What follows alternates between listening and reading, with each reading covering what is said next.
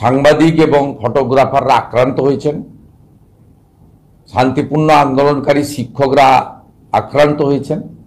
আমি ইতিমধ্যে সোশ্যাল মিডিয়াতে সরব হয়েছি যে পশ্চিমবাংলায় গণতন্ত্রের চতুর্থ স্তম্ভ সাংবাদিকদের উপরে বারে বারে শাসক দল বা পুলিশের দ্বারা আক্রমণ ঘটে এবং সংবিধানের সবগুলো স্তম্ভর সাথে সাথে চতুর্থ স্তম্ভও আক্রান্ত। এবং খুব আশ্চর্যজনকভাবে কলকাতা প্রেস ক্লাব তারা কার্যত তৃণমূল কংগ্রেসের একটি শাখা সংগঠনে পরিণত হয়েছেন। তারা সাংবাদিকদের ক্ষেত্রে কোনো রকম সোচ্চার প্রতিবাদ, আন্দোলন, সরকার বা পুলিশের উপর চাপ সৃষ্টি করা বা সাংবাদিক বন্ধুদের পাশে দাঁড়ানোর কোনো কাজ তারা করেন না। এটা অত্যন্ত পরিতাপের বিষয়। এটা অন্য রাজ্যে হয় না। সেখানে সাংবাদিকরা আক্রান্ত হলে সংঘবদ্ধভাবে সাংবাদিক সংগঠন প্রতিবাদে নামে। এই রাজ্যে সাংবাদিকদের মধ্যেও ওরা চালু হওয়ার জন্য আজকে সাংবাদিকরা তাদের কর্মক্ষেত্রে এই প্রবল গরমের মধ্যে ঝুঁকি নিয়ে তারা কাজ করছেন।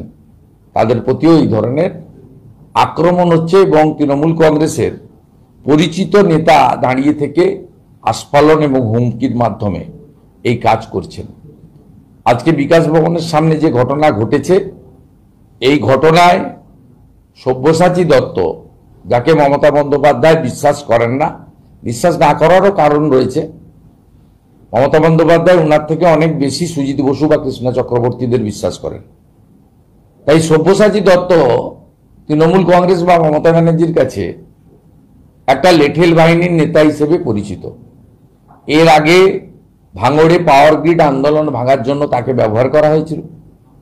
তাকে কামদুনিতে যখন ছাত্রী ধর্ষিত হয়ে খুন হন, তখনও মৌসুমী কয়াল, টুম্পা কয়ালদের আন্দোলন ভাঙার জন্য খিচুড়ি রান্না করতে সব্যসাচী দত্তকে আপনারা দেখেছেন। আজকে সব্যসাচী দত্ত কার্যত মমতা বন্দ্যোপাধ্যায়ের নির্দেশে বা তার কাছে নাম্বার বাড়ানোর জন্য 8-9 মাস পরে বিধানসভার ভোট, বিধাননগরে সুজিত বোস আছে, রাজারহাট নিউ টাউনে তাপস চ্যাটার্জি আছে, রাজারহাট গোপালপুরে অদিতি মুন্সি আছে, বিধায়ক আছে বিরোধী দলের, একমাত্র বিরোধী দল বিধানসভায় বিজেপি।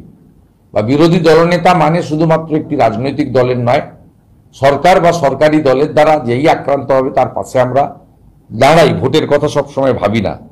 সেক্ষেত্রেও তারা ভবিষ্যতে সহযোগিতা চাইলে বা যে কোনো মুহূর্তে সহযোগিতা চাইলে আমরা করব।